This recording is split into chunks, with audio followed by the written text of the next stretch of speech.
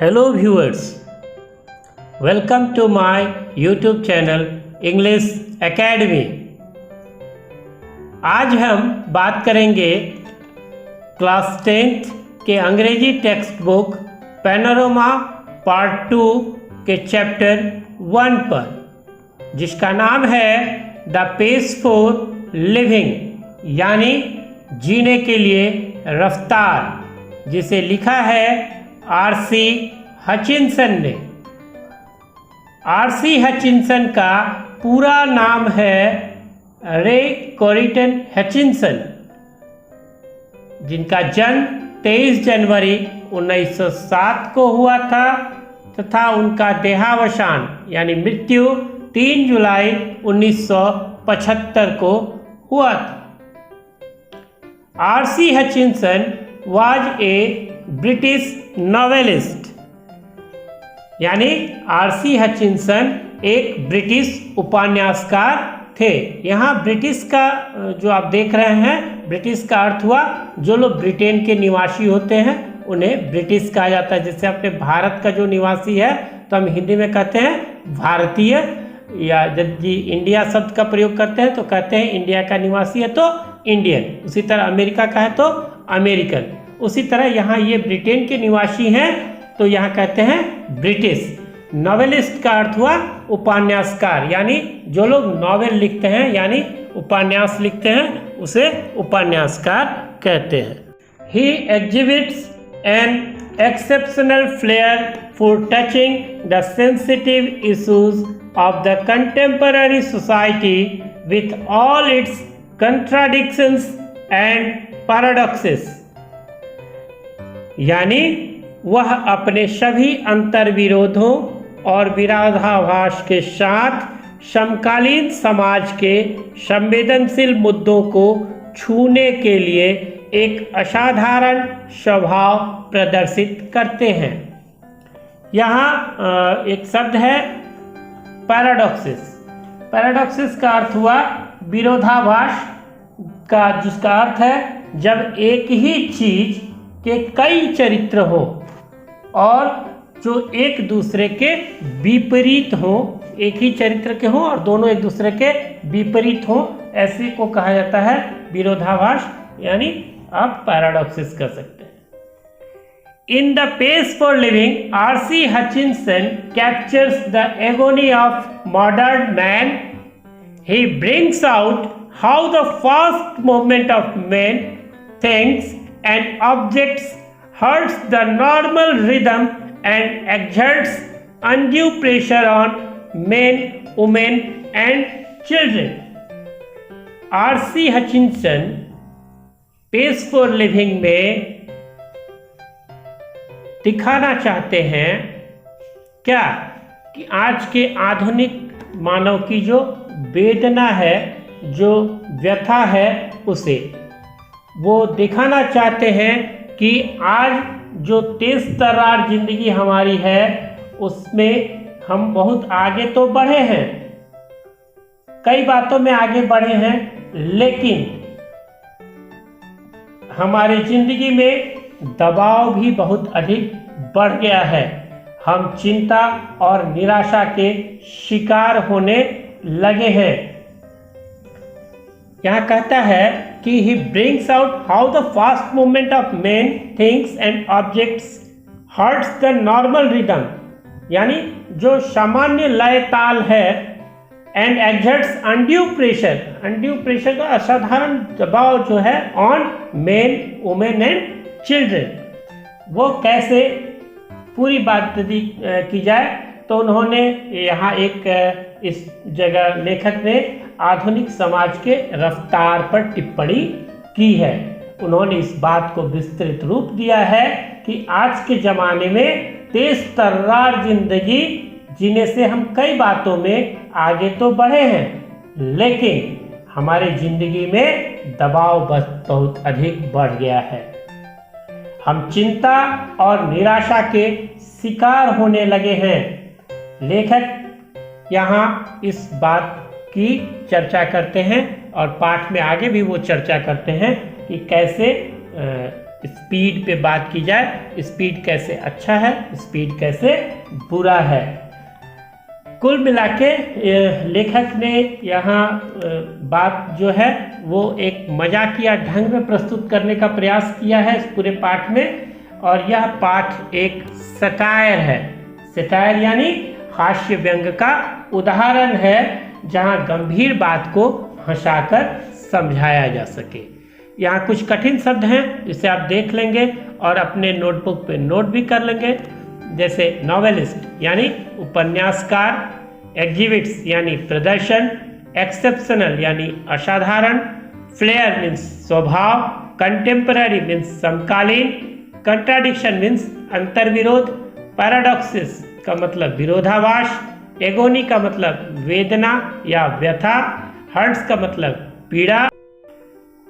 पाठ की शुरुआत जब होती है तो राइटर वहाँ लिखते हैं कि I saw a play in Dublin not long ago in which the chief character was an elderly corn merchant in a small Irish country town।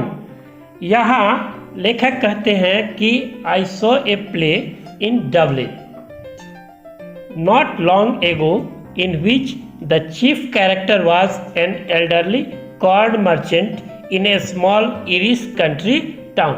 यहाँ एक इरिश शब्द है, जैसे मैंने आपको पूर्व में समझाया ब्रिटिश के बारे में, उसी तरह आयरलैंड के निवासी को या आयरलैंड के संबंध में जब बात करेंगे तो जैसे भारतीय कहना होता है तो आप समझ जाते हैं कि भारत से संबंधित, उसी तरह आयरलैंड से संबंधित चीज़ के मतलब हुआ इरिश। इरिश जो है वो आयरलैंड के संदर्भ में है। आयरलैंड के राज्य में एक शहर में जो भुट्टे के व्यापारी हैं उनके बारे में एक नाटक चल रही होती है और लेखक वहाँ डबलिन में एक नाटक देखते हैं।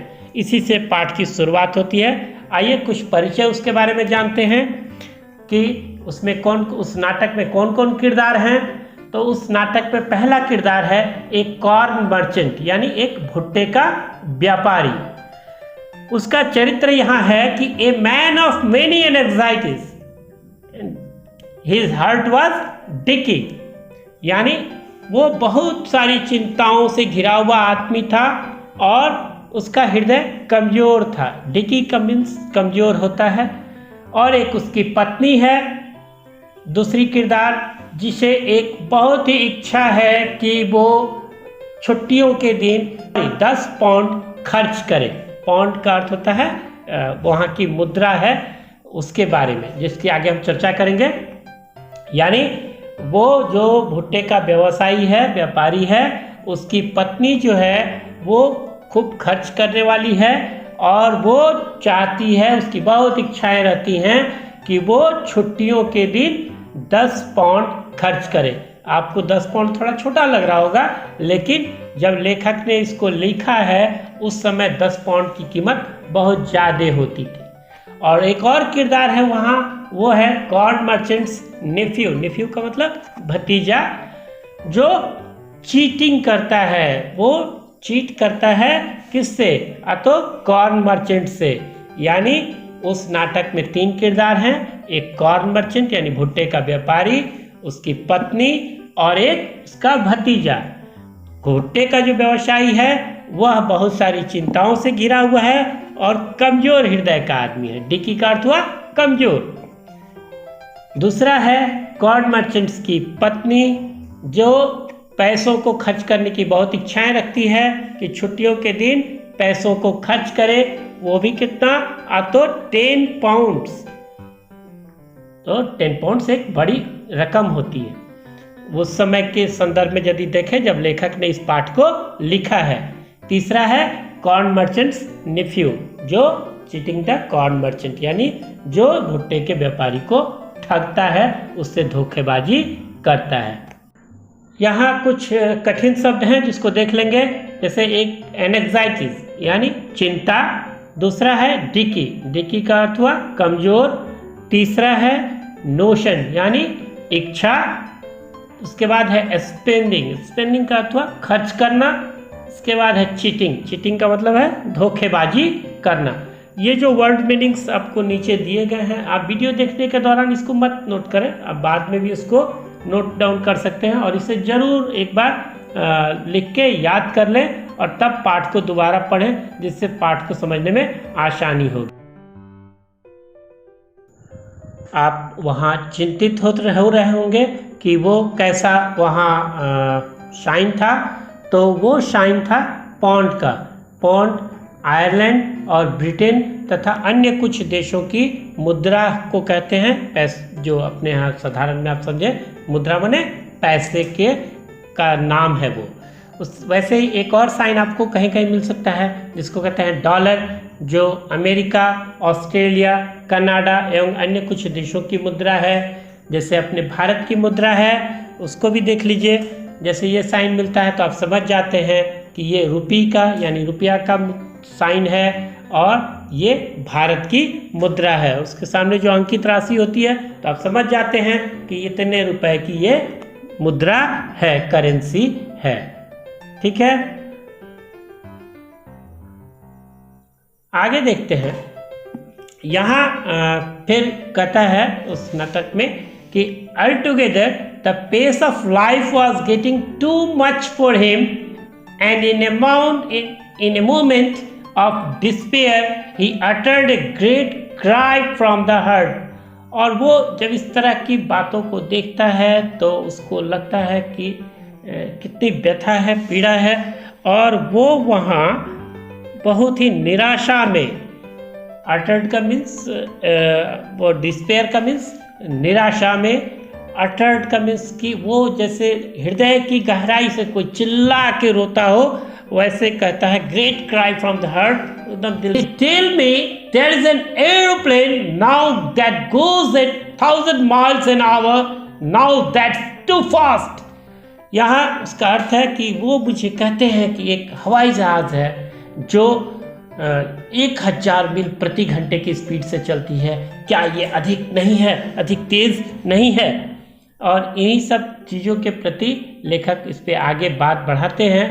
और मैं चाहूँगा कि आप इस पाठ में जो यहाँ तक बातें मैंने बताई आपको, ये पाठ के फर्स्ट पैराग्राफ तक है, और यहाँ तक जो भी बातें मैंने बताई, वहाँ जो भी आपको कठिन शब्दों का अर्थ मैंने दिया, आप उसको नोट डाउन कर लेंगे, पढ़ लेंगे। उस पाठ को आप एक बार दोबारा पढ़ लेंगे, फिर हम पाठ के शेष भागों पर चर्चा करेंगे।